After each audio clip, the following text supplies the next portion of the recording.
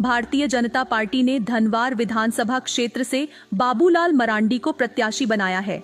सहज, सरल और जनता की सेवा में हमेशा हाजिर रहने वाले बाबूलाल मरांडी झारखंड राज्य के पहले मुख्यमंत्री रहे हैं।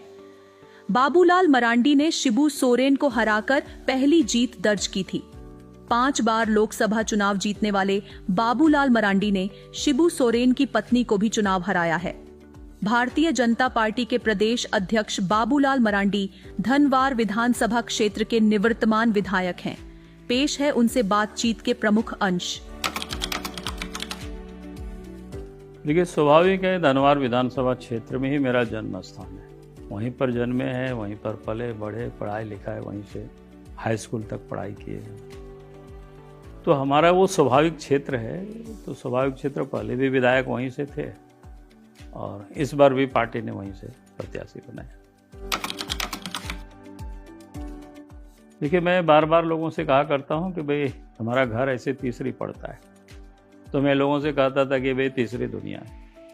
पहले आने जाने के कोई साधन नहीं थे, सड़कें नहीं हुआ करता था, नदी नाला में कोई पुल कलवट ये सब कुछ भी नहीं था।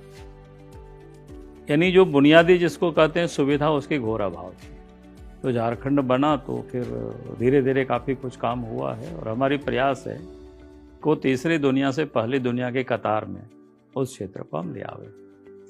अर्थात जो सुविधाएं आपको शहर में दिखती है वो सुविधाएं हम कोशिश करेंगे उन क्षेत्रों में भी दिखाई पड़े।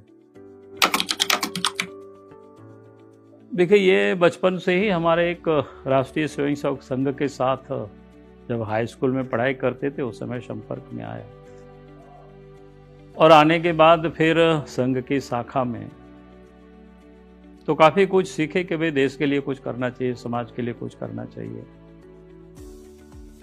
और उस समय से एक जुनून सा बन गया कि नहीं, काम करना है देश के लिए, तो समाज के लिए। तो वर्षों तक मैं घर छोड़ करके बाहर चला गया था। लोगों को पता भी नहीं था कि मैं क्या करता हूँ, कहाँ रहता हूँ, कैसे रहता हूँ। हम बताते भी नहीं थे क्योंकि दबाव काफ़ी होता था, क्योंकि पहले मास्टर थे, शिक्षक थे प्राथमिक विद्यालय में, सरकारी स्कूल में। फिर हम उसे छोड़ करके भाग गए थे। तो स्वाभाविक है कि नौकरी बहुत मुश्किल से मिलता है। तो परिवार का दबाव था, हित कुटुंब का दबाव था, दोस्त यार का दबाव था। तो फिर मैंने बताना छोड़ दिया कि हम क्या करते हैं। जब 91 में जब हम लोकसभा के चुनाव लड़े तब दुनिया को पता चला कि भाई ये व्यक्ति राजनीति करते हैं और बीजेपी के चुनाव लड़े।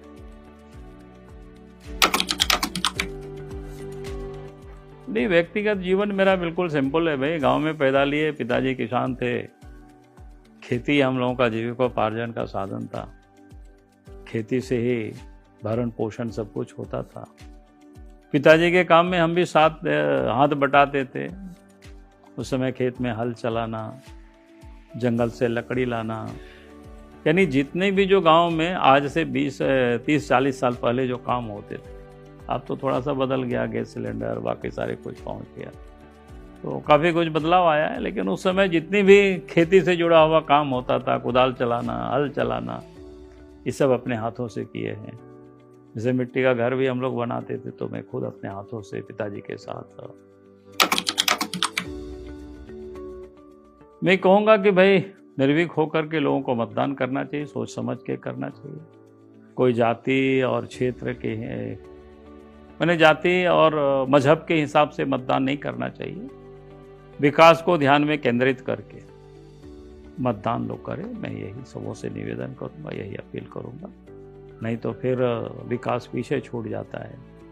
जिन्हें जाति के नाम पर वोट मिलता है तो उनको विकास की कोई चिंता नहीं होती है। जिनको मजहब के नाम पर वोट मिलता है उनको भी विकास की कोई चिंता नहीं होती है, क्योंकि उनको होता है तो हमारी जाति के इतने सारे वोट है तो हमको मिलेगा ही, करे या ना करे।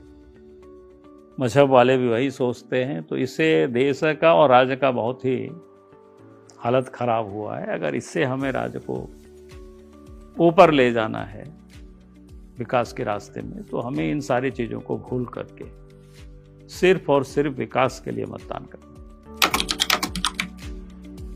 मैं लोगों से बार बार कहता हूं कि भाई आपने 5 साल हमें अवसर दिया है और 5 साल में जितनी आप सबने उम्मीद की थी उतना हम नहीं कर पाए, क्योंकि सरकार बीजेपी की नहीं, सरकार जेएमएम की थी।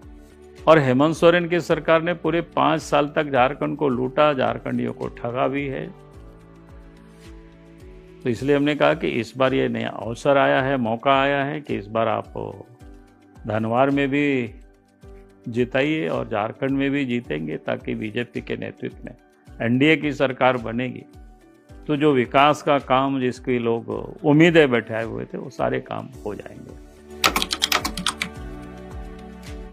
देखिए, हमने कहा कि जो बुनियादी चीजें हैं विकास के लिए, गांव तक अच्छी सड़क का होना, नदी नाला में पुल पुलिया होना, फिर बिजली, पानी, शिक्षा, स्वास्थ्य, ये जो बुनियादी सुविधाएं हैं तो उन क्षेत्र में अच्छा हो।